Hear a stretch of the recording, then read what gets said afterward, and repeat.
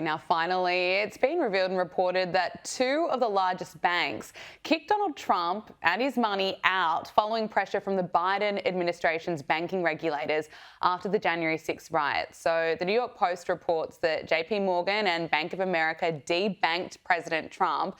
Trump says that he thinks banks discriminate against many conservatives, and the White House is preparing an executive order that'll instruct regulators to review banks for politicised or unlawful debanking practices. What are your thoughts on this?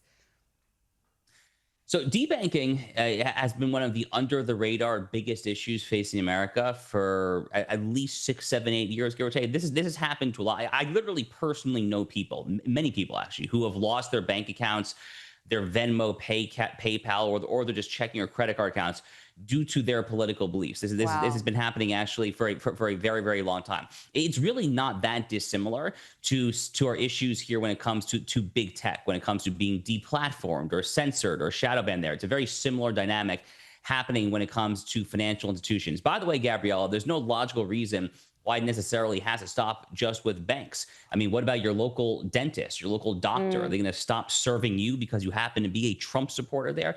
So for all these reasons, I have actually been of the opinion, and I think a lot of conservatives will disagree with what I'm going to say, but I've actually been of the opinion that when it comes to the Civil Rights Act of 1964, which we were just talking about in the context of higher education, which essentially has protected classes of nationality, of race, sex, gender, et cetera there. I actually think that rather than try to pull off the impossible of repealing these statutes, namely America's civil rights law, I think it would be a more prudent gesture to actually codify political belief as a protected class status. That would essentially mean that it would be illegal under America's civil rights laws to discriminate against a conservative when it comes to banking, legal services, dental services, accounting, any of the above there.